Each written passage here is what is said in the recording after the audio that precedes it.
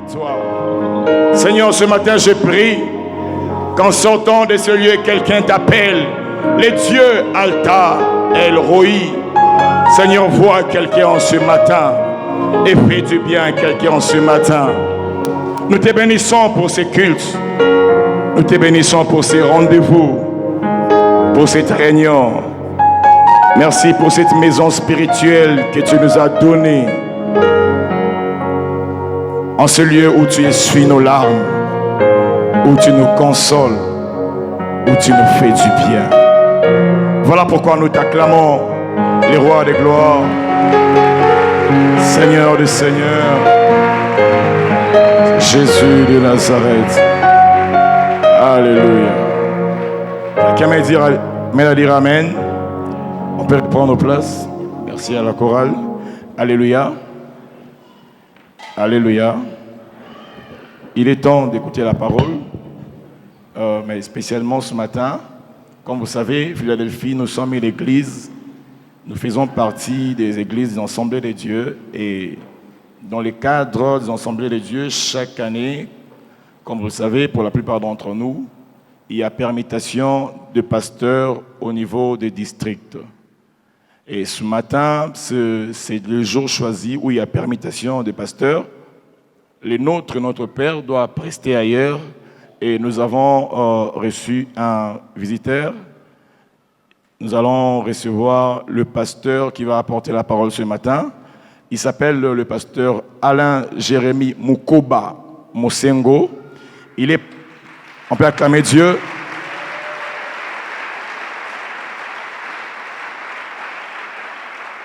Je disais, il est pasteur à l'église Épée de l'Éternel.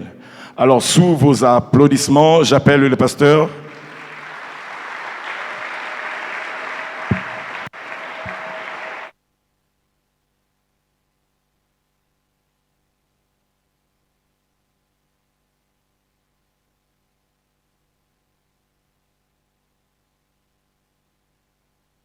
Philadelphie, je te salue dans le nom de Jésus. Au fait, je dois vous avouer que moi, je ne me sens pas étranger ici. Même si c'est la première fois que je viens de prester, en tout cas, je me sens chez moi. Je suis déjà venu ici par 2 fois, assister à des séminaires qui se sont déroulés ici. À l'époque, je n'étais pas pasteur, parce que je suis pasteur il y a seulement 1 année.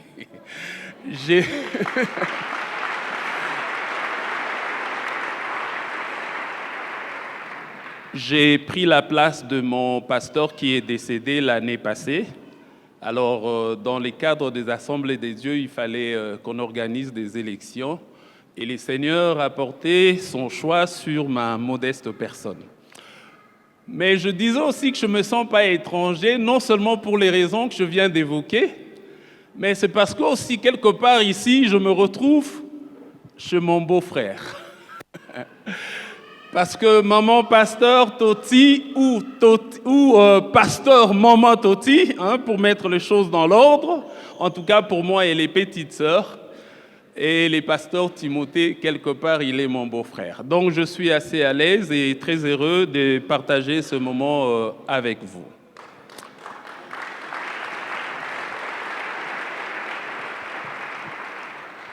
Comme le pasteur Julio l'a dit, c'est dans le cadre de permutation de district que je me retrouve ici. Alors le thème que le district nous a demandé de partager se trouve dans la 2e épître de Paul aux Thessaloniciens, en son chapitre 3 et le verset 16. Si vous avez vos Bibles, je vais vous prier de le prendre et de tourner vos pages jusque dans 2 Thessaloniciens 3, le verset 16. Nous allons lire et ensuite prêcher. La Bible dit que le Seigneur qui donne la paix vous accorde lui-même la paix de toute manière et en toutes circonstances. Que le Seigneur soit avec vous tous. Parole du Seigneur. Alors, le thème, c'est justement ce contenu de Thessaloniciens, chapitre 3, le verset 16. Si vous trouvez qu'il est long, mettez comme thème 2 Thessaloniciens, chapitre 3, le verset 16. Mais sinon, le thème, c'est que le Seigneur qui donne la paix vous accorde lui-même la paix de toute manière et en toutes circonstances. Bien-aimés dans le Seigneur, lorsque on lit superficiellement cette prière de l'apôtre Paul, on peut tout de suite penser que cela ressemble simplement à un bon souhait ou que cela ressemble à un vœu pieux. Mais par contre, si, bien éclairés par le Saint-Esprit, nous lisons calmement cette prière de l'apôtre Paul, nous comprendrons qu'elle comporte en elle de profondes vérités.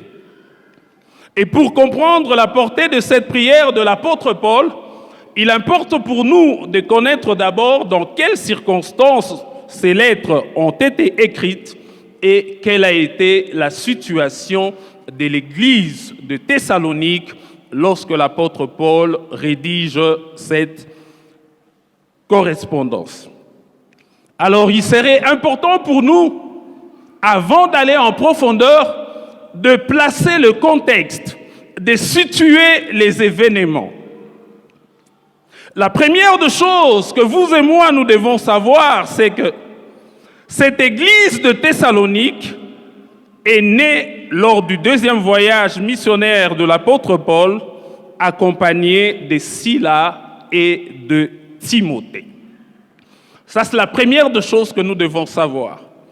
Mais la deuxième des choses à savoir, c'est que même si ils n'ont pas passé un long séjour à Thessalonique à cause de menaces et de la persécution de Juifs, une église florissante est née lors de leur passage à Thessalonique. La troisième des choses que vous et moi nous devons savoir, c'est que cette église a subi une forte persécution de la part de Juifs, confère 1 Thessaloniciens chapitre 2, le verset 14 à 16. Mais également, cette église était agitée à cause de faux enseignements annonçant que le jour du Seigneur était déjà là. Et un dernier élément pour placer les contextes, nous devons savoir que lorsque Paul écrit ses épîtres, cette église est fortement préoccupée par les sorts de chrétiens qui étaient décédés. Voilà un peu le contexte dans lequel l'apôtre Paul écrit ses épîtres aux chrétiens des Thessaloniques. Et la prière qu'il adresse à Dieu dans 2 Thessaloniciens 3,16 entre justement dans le cadre de ce tableau-là. Et si ce tableau que je viens de décrire dans le contexte n'est pas macabre, s'il n'est pas lugubre, mais il reste tout de même un tableau préoccupant.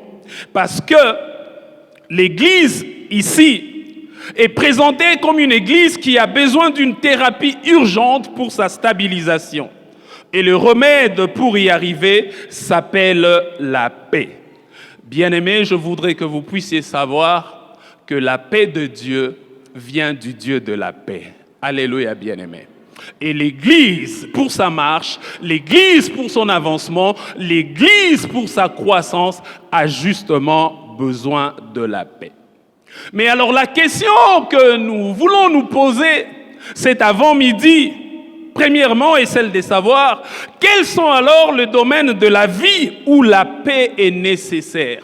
Ou alors, quelles sont les situations qui se retrouvaient dans l'église de Thessalonique qui nécessitaient à ce que les seigneurs puissent leur accorder la paix.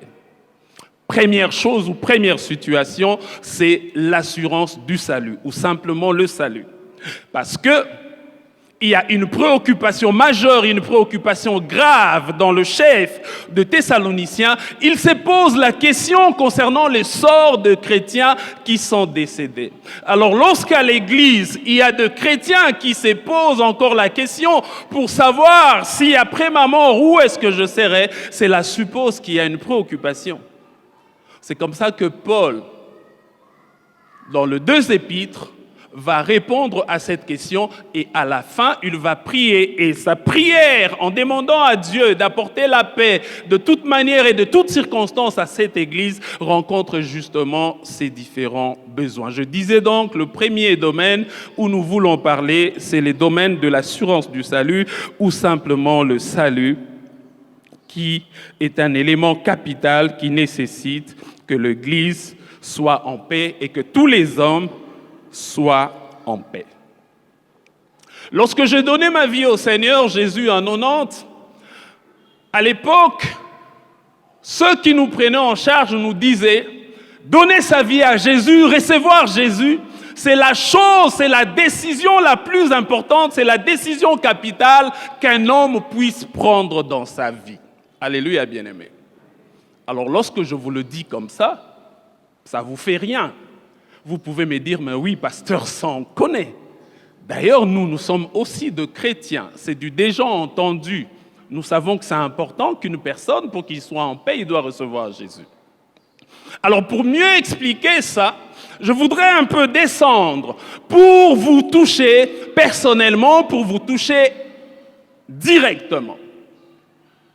Et ce que je veux dire va peut-être vous choquer et faire mal à certains. Je voudrais d'avance m'en excuser. Bien-aimés, si vous avez peut-être oublié, je voudrais vous informer ce matin. Si parmi vous, je veux dire parmi nous, parce que j'en fais partie, nous avions de membres de famille, de amis, de connaissances qui sont décédés sans avoir donné leur vie à Jésus, je voudrais vous informer ou mieux vous rappeler que ces personnes ne verront pas le Seigneur et que leur destination finale, c'est l'enfer. Donnez-moi un amen si vous êtes d'accord. Je sens que l'amen est un peu lourd. Pourquoi? Parce que ça nous touche. Tu as peut-être perdu un oncle qui s'occupait de la famille, qui faisait tout. Une tante qui était si chère pour vous, qui donnait facilement de l'argent, qui achetait facilement les habits, travaillant dans des cabinets ministériels. Mais si elle est partie comme ça, sans Jésus, quelles que soient les bonnes paroles que vous pouvez dire, quel que soit le louange que vous pouvez faire à son sujet, cette personne-là ne verra pas le Seigneur. Voilà pourquoi la décision de donner sa vie à Jésus est quelque chose de très important. Cela apporte la paix à la personne qui le fait. Mais cela apporte également la paix à la personne qui annonce l'évangile, aux personnes qui sont tout autour d'elle. Parce qu'en ce moment, non seulement que vous avez la conviction que les personnes à qui vous avez présenté Jésus sont sauvées, et ces personnes elles-mêmes ont la paix avec les seigneurs. En 1995, mon père est très malade. On sent qu'il va mourir. Excusez-moi. Je connaissais et je savais qu'il n'était pas chrétien, mon père. Mais je me suis dit, si papa meurt dans cet état, c'est fini. Il ne va pas voir les seigneurs. Il va aller en enfer. Il faut que je fasse quelque chose. Et je me suis décidé un jour après l'université, je me dis, aujourd'hui, j'amène papa à donner sa vie au Seigneur. Et lorsque j'arrive dans sa chambre de l'hôpital, il est entouré des oncles et des tantes. Je prends mon courage, je me dis, est-ce que vous ne pouvez pas me laisser quelques minutes parler avec papa? Ils acceptent volontiers et je m'approche de lui, je lui parle de Jésus, je lui fais comprendre l'urgence qu'il y a à arranger tout de suite sa vie avec Jésus et de le recevoir comme Sauveur et Seigneur. Et je lui pose la question, s'il le veut, il me dit oui. Je dis, papa, est-ce qu'on peut prier? Est-ce que tu peux répéter cette prière après moi? Lorsque je commence à prier, lui demandant de répéter après moi, il ne parle pas, il refuse de parler. Et tout de suite, on se regarde avec mon jeune frère qui faisait le garde malade, sans que quelqu'un nous dise quoi que ce soit, nous nous sommes juste regardés dans les yeux et du coup, nous avons commencé à prendre autorité, nous avons commencé à prier, nous libérons sa bouche, nous libérons sa volonté. Et après, je lui demande, papa, est-ce que tu peux donner ta vie au Seigneur? Il accepte, il répète la prière après moi.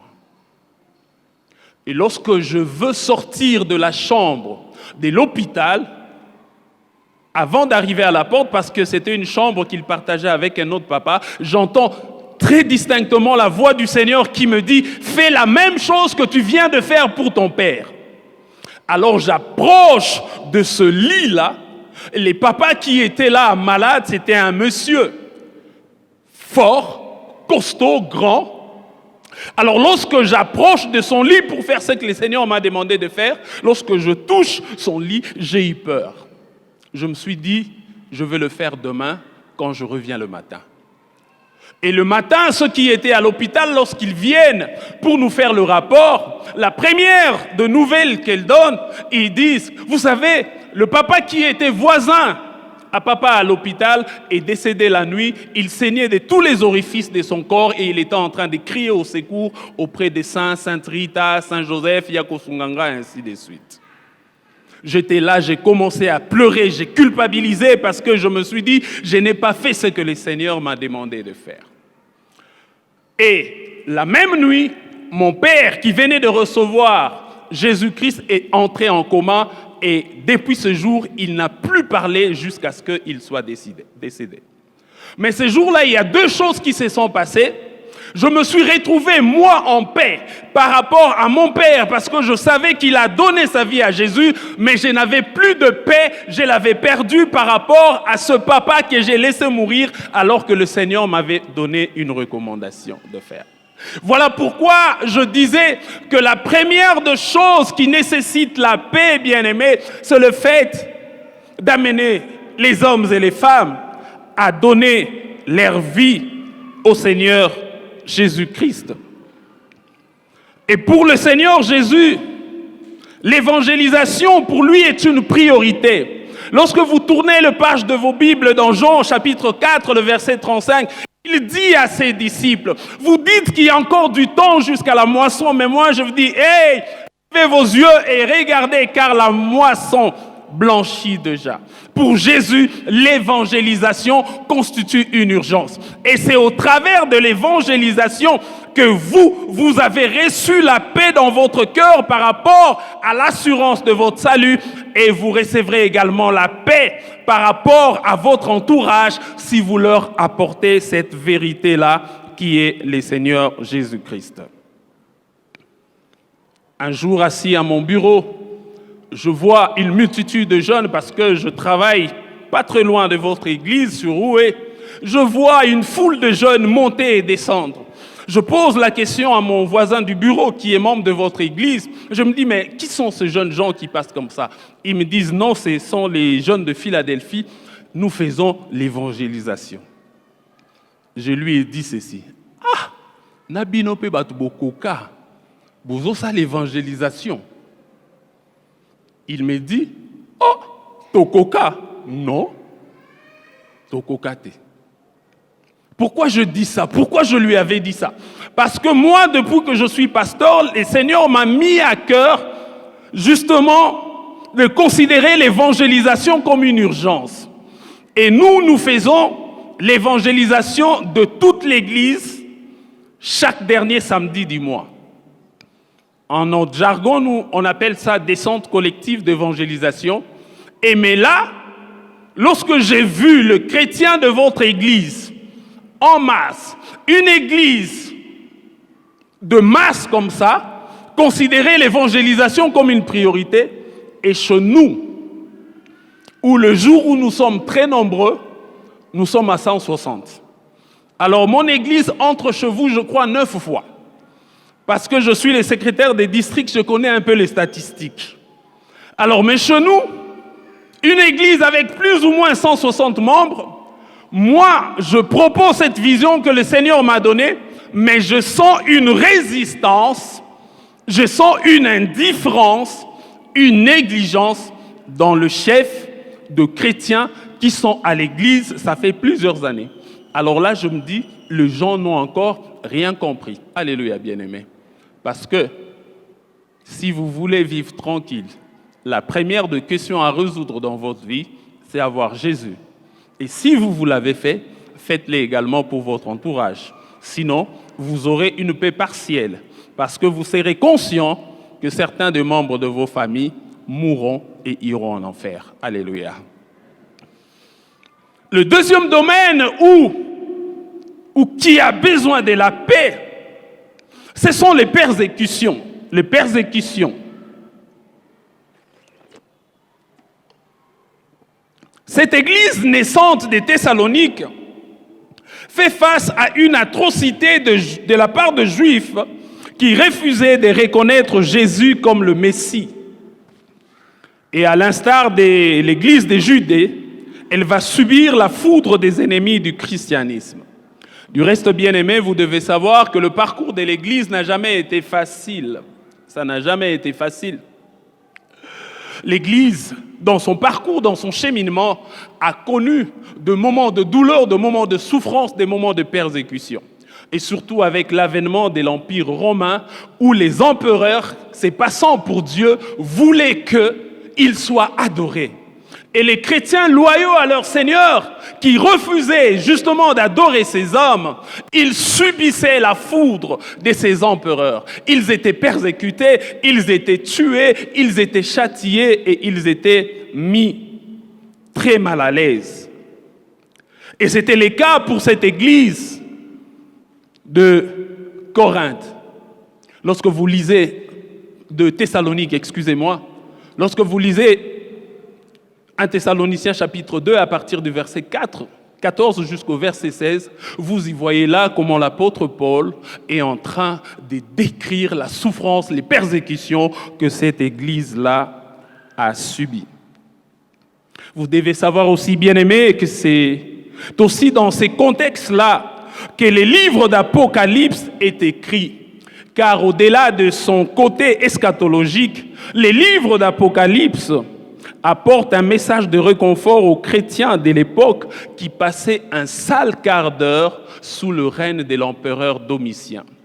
Ces messieurs-là ont fait souffrir les chrétiens, ils malmenaient les chrétiens, ils souffraient tellement, ils vivaient des atrocités graves. Et voilà pourquoi le Seigneur va donner un message de réconfort aux vieillards pour qu'ils puissent tranquilliser et rassurer l'Église, afin que l'Église réalise que le Seigneur ne l'a pas abandonnée et que le Seigneur est toujours avec elle. Et que dire, bien-aimés, de vagues de persécutions dont les chrétiens sont victimes actuellement dans notre époque, de la part de mouvements comme Boko Haram, comme les Shebab, ainsi de suite. De gens qui tuent sans pitié, qui égorgent sans pitié, simplement parce que tu es chrétien, tu n'as pas le droit de vivre. Tu n'as pas le droit de partager un même territoire avec eux. Tout récemment, j'ai vu une vidéo, je ne sais plus si c'est au Pakistan ou, mais c'était dans un pays musulman où on est en train de tuer les chrétiens par étouffement en les plaçant dans des sachets. Je ne sais pas si c'était vrai, mais en tout cas, les commentaires qui accompagnaient ces images disaient que ce sont de chrétiennes qu'on était en train de touffer comme ça. Ils mouraient par étouffement parce qu'ils portaient les noms de Jésus. Bien-aimés, aujourd'hui, même dans nos églises, nous connaissons de persécutions. Dans nos milieux professionnels, nous connaissons de persécutions simplement parce que nous sommes chrétiens. Aujourd'hui, dans nos milieux professionnels, pour attraper facilement un travail, ils proposent un double contrat. Le premier contrat, il est légal. Mais en dessous de cela, il y a un deuxième contrat où il y a beaucoup plus d'avantages. Mais pour y accéder, il faut que vous puissiez accepter un deal avec ces gens, faire partie d'une loge, devenir, vous, jeune garçon, la femme ou l'épouse de votre patron. Et parfois même pour le jeune fille, vous devez devenir de femmes de vos patronnes. Et lorsque vous consentez à cela, vous avez suffisamment d'avantages. C'est comme ça la plupart de nos jeunes aujourd'hui qui veulent aller vite dans la vie, qui veulent gagner trop vite, se laissent aller parce que tout de suite, alors qu'il a commencé le travail, il veut acheter voiture, il veut maison, il veut faire des multiples voyages. Alors il est prêt à la maison être mari de Janine, mais au bureau, être femme de Norbert. Et tout ça, ce sont parfois de persécutions qu'on vit. Et lorsque vous refusez ces choses, vous restez là, vous ne progressez pas en grade. Votre salaire n'est pas amélioré, les choses ne changent pas. Parce que vous ne voulez pas accepter ce genre de choses. Et si nous descendons dans nos foyers, il y a des situations comme ça où les femmes sont battues simplement parce qu'elles viennent à l'église. Elles sont poussées à faire le choix entre le mariage et l'église. Parfois, le pauvre pasteur, qui ne sont au courant de rien, sont accusés, insultés par les maris à la maison. Des hommes violents à la maison qui battent facilement leurs femmes, qui les insultent devant les enfants. Qu'il y ait de vagues de persécutions, de situations, pour qu'elles soient résolues, nécessitent que le Seigneur apporte la paix dans le cœur. Alléluia, mes frères. Un autre domaine de la vie qui nécessite que la paix soit donnée, ce sont nos inquiétudes diverses. Les diverses inquiétudes de la vie. Si pour les chrétiens des Thessaloniques, c'était essentiellement le sort de chrétiens qui étaient décédés et les persécutions dont ils étaient victimes, mais vous et moi aujourd'hui dans la vie, nous passons par des inquiétudes diverses qui nous poussent à réclamer et à rechercher la paix du Seigneur, la prise en charge familiale, en termes de nourriture, en termes de vêtements, en termes de scolarisation. On l'a vu ici lorsqu'on a annoncé la rentrée scolaire, beaucoup de parents priaient pour qu'on puisse reporter parce que la majorité de parents n'étaient pas prêts. Faire manger les enfants est un casse-tête, c'est difficile. Avec ces salaires de misère qu'on donne à la plupart d'entre nous, comment nourrir la famille, comment faire étudier les enfants? Et ces situations provoquent des stress qui nous volent notre paix et qui nécessitent une prière semblable à celle que l'apôtre Paul a faite. Que le Seigneur de la paix lui-même vous donne la paix de toute manière et de toutes circonstances. Un autre domaine de la vie qui nous vole notre paix ou pour laquelle nous avons vraiment besoin de la paix du Seigneur pour évoluer, c'est le domaine de l'acceptation de soi. Le domaine de l'acceptation de soi. Ici, il y a un vrai problème majeur. Je veux mettre de côté l'acceptation sociale, ainsi de suite. Je veux plutôt m'attarder sur l'aspect physique. Sur l'aspect physique. Parce que beaucoup d'entre nous, tels que Dieu nous a créés, nous avons du mal à nous accepter. Et parfois, le regard des autres nous pousse à nous cacher, nous pousse à nous sous-estimer, nous pousse à ne pas nous faire voir, nous pousse à ne pas entreprendre. Laissez-moi vous dire quelque chose par rapport à moi-même. Vous me voyez là tel que je suis grand de taille, n'est-ce pas? Mais quand j'étais tout jeune, je n'étais pas seulement grand, mais j'étais aussi très mince. C'est ce que les Quinois appellent muchopile. Donc j'étais comme ça, tout petit, grand. Et lorsque vous voyez le vent qui annonce la pluie, lorsqu'il y a un fort vent, tu es en train de marcher, tu penses que tu marches, tu as l'impression que tu as bougé comme ça. Et tu regardes derrière pour dire qui m'a poussé? Personne. Parce que tu pèses pas. Je suis tellement mince. Mucho pile. Alors, mes côtes à moi, je les appelais des côtes à ciel ouvert. Parce que quand j'ai fait comme ça, quelqu'un qui est là-bas, comme nos amis caméramens, ils peuvent les compter. Ils peuvent les compter. Mais comme j'étais quelqu'un d'un peu mythique, vous voyez à l'école, tu es grand, tu es intelligent, tu fais un peu le voyou, alors tu deviens un peu comme une personne mystère que les gens n'arrivent pas à pénétrer. Mais malgré ma taille, je n'aimais pas les baskets, j'aimais le foot. Et j'étais un bon joueur, 10. Alléluia. Et un jour, on a un match à l'école, nous en 4e, on va jouer contre les aînés des 5e.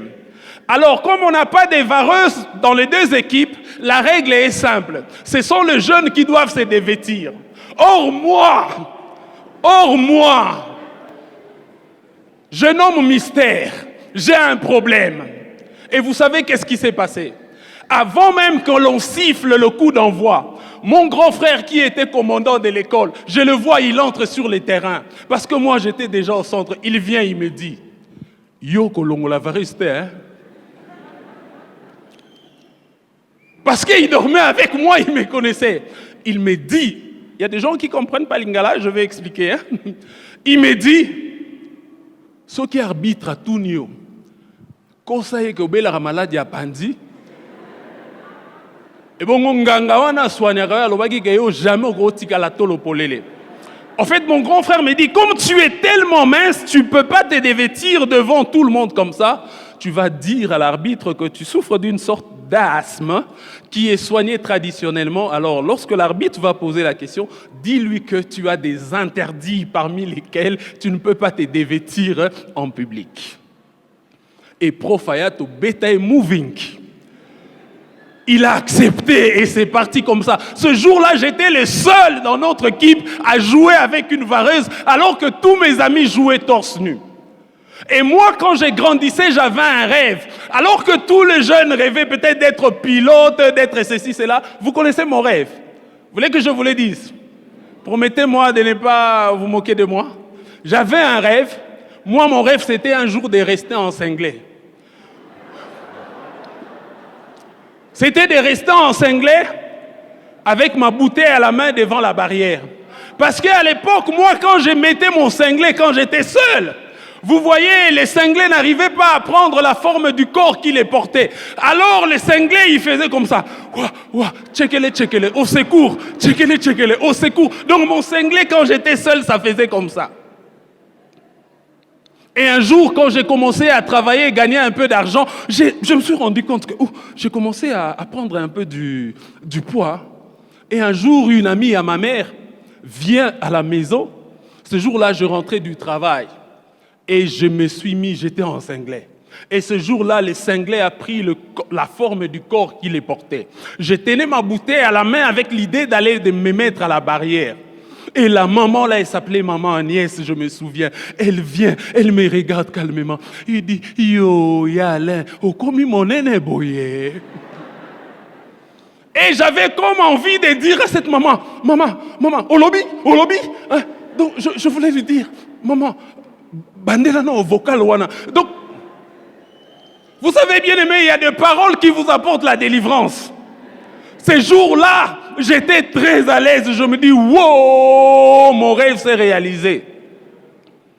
Et après quelques années, en 2000, mon mariage, mes fiançailles, je voulais dire, n'évoluent pas suite à une incompatibilité de carnet de santé. Je suis obligé avec peine d'arrêter cette relation. Je vais approcher une sœur de l'église, une fille de professeur un jour. Je vais lui rendre visite. Elle va m'apporter une deuxième phrase qui a apporté la délivrance dans ma vie. Un jour, la sœur là me dit, Alain, ngana linga mi bale milaye, nabi nini, maman bandela, vocal wana. Bien aimé, des choses comme ça existe. Je voudrais parler à quelqu'un ce matin. Toi qui te sous-estimes, toi qui te dis, 26 ans, naza mukuse boy. Non, yo, ana âge 26 ans. Moi, j'ai 26 ans, mon coup, c'est bon. Yo, autant un 13 ans. Ah, moulaï, boy. Bon, maintenant, quand vous dites aux gens comme ça, yo, ça moulaï, boy. Tu es trop court comme ça. Parce que, Assanine. Assalanini, bien aimé. Dites-moi, Assalanini. Mes frères, je voudrais vous encourager. Si quelqu'un vient te mettre mal à l'aise, oh, tu es trop court, tu es trop grand, tu es trop gros ou grasse. Dis-lui, pose-lui aussitôt la question. Nasa nini? Nasa là, nini? Ni fanier? Mais je fais quoi? Je fais quoi? C'est comme ça que Dieu m'a créé. Acceptez-moi comme ça. Acceptez-moi. Acceptez-moi. Alléluia, bien-aimé. Vous savez, bien-aimé, l'église doit être cet endroit où on doit mettre les autres très à l'aise. Très à l'aise. Mais il y a certaines personnes qui ont été créées comme ça. Ils sont tellement ce qu'on appelle ici mukalamushi. En lingala, on dit ils sont tellement nzunzu. Vous voyez, ils ont la capacité de blesser les autres. Ils te regardent. Oh, moi, nous sommes tout mon nez. Mais le problème, le comble, c'est quoi? Le comble, c'est que lorsque vous regardez aussi sa tête à lui, bon, vous n'arrivez pas trop à donner la forme de sa tête. Bon, c'est comme carré, sa trapèze. Mais lui, il a le culot de dire aux autres, il y a des gens comme ça. Mais nous, en tant que chrétiens, nous devons apporter la paix par notre façon d'accepter les autres tels qu'ils sont. Alléluia. Bien-aimés, un autre domaine, c'est aussi les domaines de santé, parfois avec de maladies gênantes, comme des constipations, comme des hémorroïdes. Vous voyez quelqu'un qui est bien habillé comme ça, quelqu'un qui roule carrosse, quelqu'un qui est tranquille. Mais après, lorsqu'arrivent ces moments-là, ça devient un peu compliqué pour lui parce que c'est des constipations répétées, des hémorroïdes. Alors on perd la paix par rapport à cela. Je voudrais prier pour quelqu'un ce matin qui souffre de ces choses, que le Seigneur te guérisse maintenant au nom de Jésus. Que ces choses-là partent et que tu retrouves la paix par rapport à ton corps. Parce que ces choses-là enlèvent la paix. Ces choses-là nous volent la paix. Et nous avons besoin que le Seigneur puisse nous rendre cela. Un dernier domaine, avant d'aller vers la fin de mon message, où nous avons besoin de la paix, c'est dans nos entreprises, c'est aussi dans le voyage que nous effectuons. Vous savez, bien aimé, la vie est dure. Il faut vraiment se battre. Les parents doivent se casser en 1000 morceaux. Faire parfois de tâches qui n'ont rien à voir avec la formation séculière qu'ils ont reçue.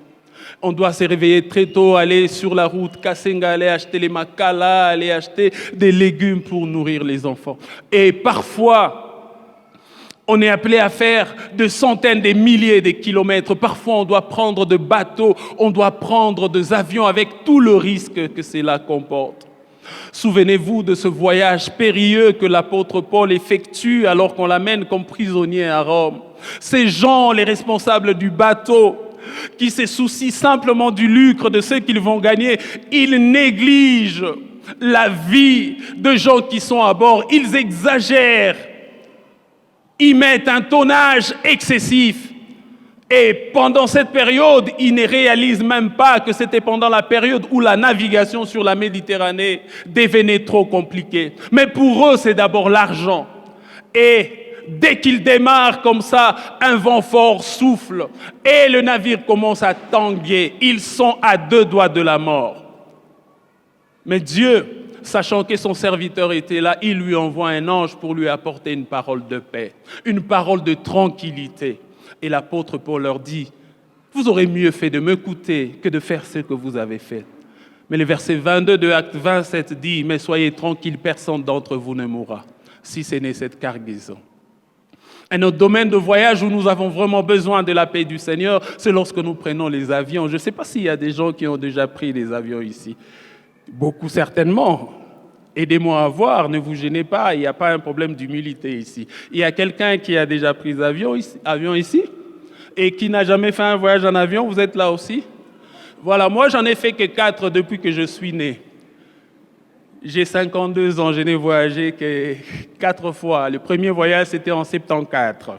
Et les derniers, je l'ai fait en 2013. Vous savez, l'avion, lorsque vous montez, là-haut, c'est un domaine très compliqué, mes bien-aimés. Surtout lorsque l'avion vient de décoller comme ça, il veut prendre son équilibre. À un certain moment, vous voyez, l'avion, il fait comme ça. On dirait l'Ingekweya. Oh, comment vous allez? Alors... Ma sœur qui venait de Kin pour me rendre visite et dit, ils ont voyagé à l'époque, c'est Korongo, les vols de 23 heures. Un moment, ils passent par une zone de turbulence, l'avion fait comme ça. Il y avait un papa qui était là, père à Betty crie, maman! Oh, tout le monde se tourne là, on voit un papa à genoux, il avait déjà fait ça. Vous savez, hein, Alinga beta prière au combo, Nanjina là. Il voulait déjà prier. Parce que l'avion... Vous savez, bien aimé, vous qui n'avez pas encore pris l'avion, ne vous moquez pas. Posez à ceux qui font l'avion 17 heures en haut là. Vous avez l'impression qu'on dirait quoi? Et mais là, vous avez aussi besoin de la paix. Vous avez besoin que le Seigneur vous tranquillise. C'est très important, mes frères. Alors pour terminer, laissez-moi donner la portée de la paix qui est contenue dans la prière de l'apôtre Paul. Lorsqu'il dit que le Dieu de paix vous donne lui-même sa paix en toutes circonstances et en toute manière. Qu'est-ce que l'apôtre Paul veut dire? Qu'est-ce que sous-entend cette prière où il réclame la paix pour l'église des Thessaloniques? Bien-aimés, ici, la paix pour laquelle l'apôtre Paul prie pour le chrétien des Thessaloniques renferme l'idée de la foi. Renferme l'idée de la foi.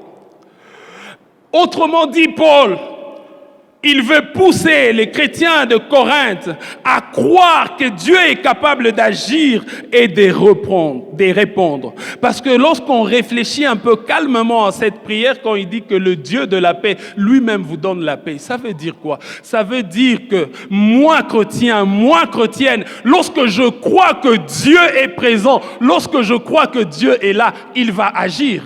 Alors, avoir cette information-là me rassure. Avoir cette information me donne la paix. Donc, ce qui veut dire que dans cette prière, il y a la notion de la foi qui est cachée pour dire crois en Dieu, fais confiance en Dieu et il va agir. Mais ce n'est pas la seule notion qui est cachée dans cette prière. Cette prière a le même sens que le « ne crains pas » répété plusieurs fois dans l'Ancien Testament. Vous savez, dans l'Ancien Testament, lorsque le Seigneur se manifestait, par ce que les théologiens appellent anthropomorphisme ou théophanie, et quand l'ange apparaît comme ça, la première des choses qu'il veut dire, ne crains pas, ne crains pas, ne crains pas, ne crains pas. Ne crains pas. Cette paix dont Paul parle a le même sens. Pourquoi? Parce que dans le ne crains pas là, il y a une suite qui est sous-entendue. Au fait, c'est comme une phrase qui est un peu incomplète. Il y a un complément qui n'est pas clairement exprimé. Parce que lorsqu'on dit simplement « ne crains pas », la personne qui la reçoit peut avoir tendance à dire que je ne craigne pas. Pourquoi? Oui, tu ne dois pas craindre parce que l'Éternel est là. Tu ne dois pas craindre parce que l'Éternel peut tout. Tu ne peux pas craindre parce que l'Éternel te connaît. Tu ne peux pas craindre parce qu'il est le Dieu Tout-Puissant. Il a ta vie entre ses mains. Et cette paix pour laquelle l'apôtre Paul prie pour le Thessalonique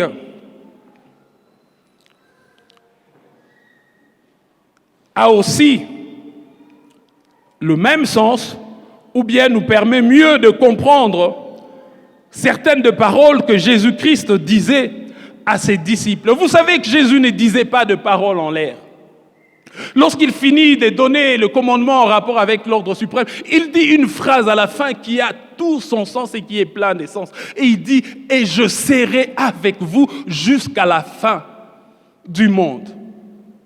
Et dans Jean 14, il dit, verset 1er, « Afin que là où je suis, vous y soyez aussi ». Ce sont des paroles fortes que Jésus donne à l'Église. Lorsque nous prenons le temps de décortiquer ces paroles, tout de suite nous avons la paix, nous sommes tranquilles parce que celui qui a vaincu le diable, celui qui a vaincu le péché et le monde, il promet de cheminer avec nous, de marcher avec nous jusqu'à la fin de ce monde.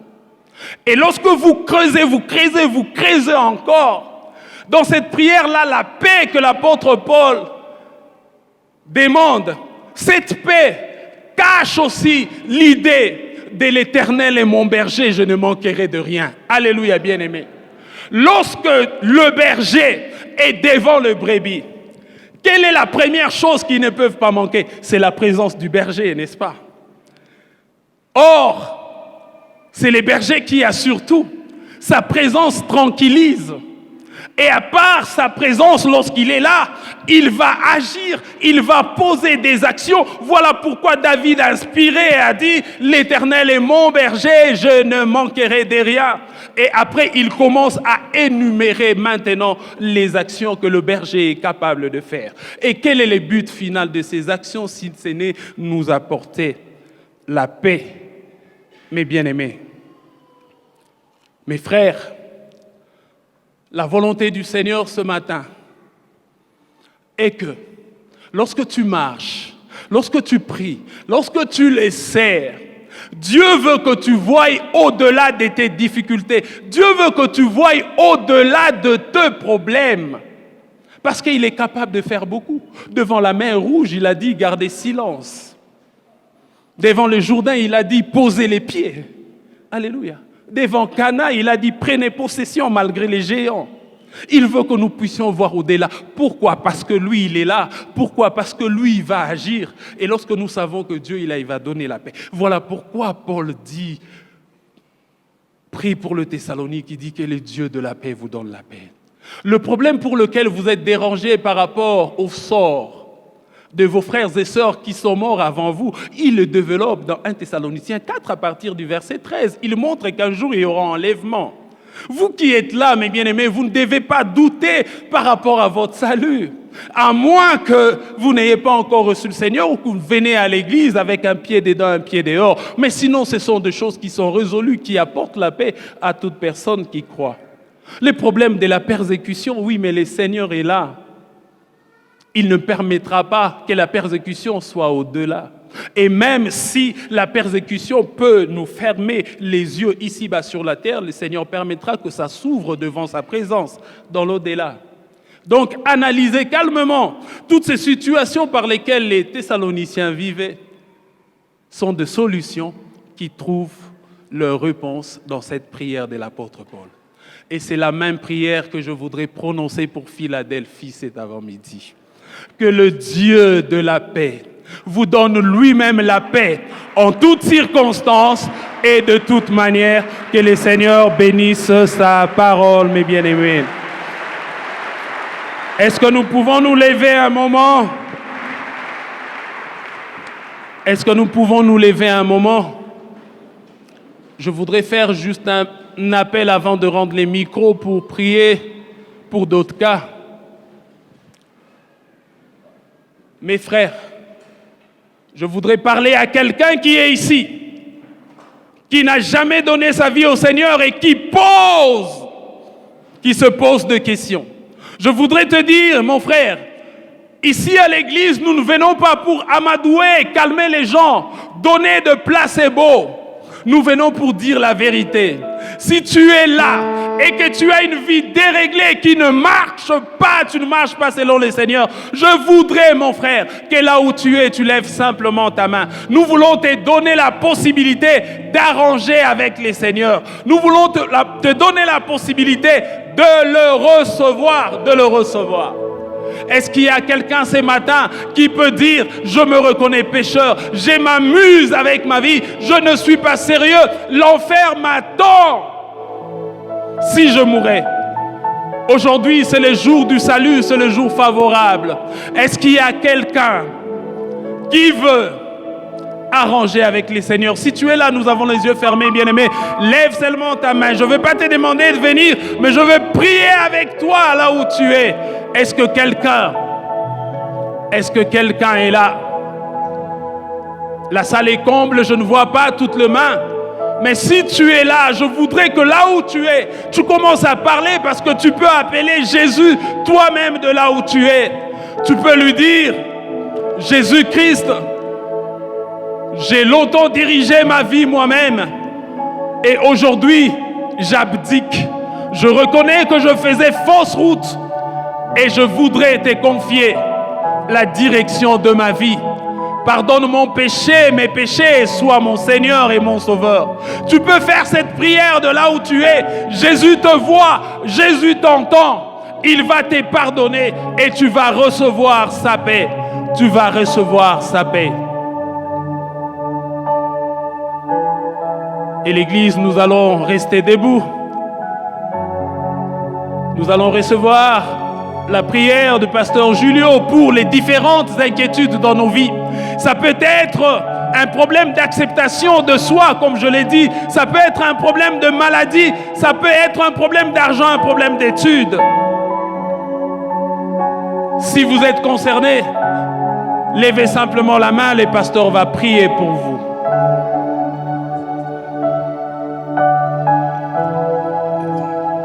Seigneur, merci pour ta parole. Tu envoies ta parole et ta parole est guérie. Seigneur, ce matin, je prie spécialement pour ceux et celles qui s'est sous-estimés par rapport à leur présent, par rapport à leur vie actuelle, par rapport à leur travail, et qui n'ont pas de paix à cause de ces choses. Seigneur, je mérite de prier, oh Dieu, qu'en ce matin, que tu les délivres de ces manques de paix. Selon que tu as dit que je vous donne ma paix, je vous laisse ma paix. Seigneur, que ta paix nous comble en ce matin. Ceux et celles qui sont venus fatigués, chargés, qui avaient des soucis, qui ont perdu la paix. Seigneur, je prie en ce matin, par ta parole, que ta paix revienne dans nos cœurs. Que nous puissions retrouver la paix dans nos maisons, la paix dans nos vies, la paix dans nos travails, la paix dans tout ce que nous entreprenons, la paix de Dieu. Oui, la paix de Dieu qui surpasse toute intelligence. C'est cette paix que nous demandons. Une paix qui n'est pas comme la paix que le monde donne. Une paix que l'argent ne peut donner. Une paix que les biens ne peuvent donner. Une paix qu'un homme ne peut donner. Une paix qu'une femme ne peut donner. Une paix que les enfants ne peuvent donner. La paix qui vient de Jésus-Christ. Que cette paix nous caractérise en ce matin. Dans le nom de Jésus. Dans le nom de Jésus. Dans le nom de Jésus. Que celui qui est venu en ce lieu en pleurant, qu'il rentre avec la paix de Dieu. Celui qui est venu en ce lieu en versant des larmes, qu'il rentre avec la paix de Dieu. Celui qui est venu avec des questions qui n'ont pas de réponse, qu'il rentre avec la paix de Dieu. Merci de nous arroser de ta paix. Au nom de Jésus. Au nom de Jésus.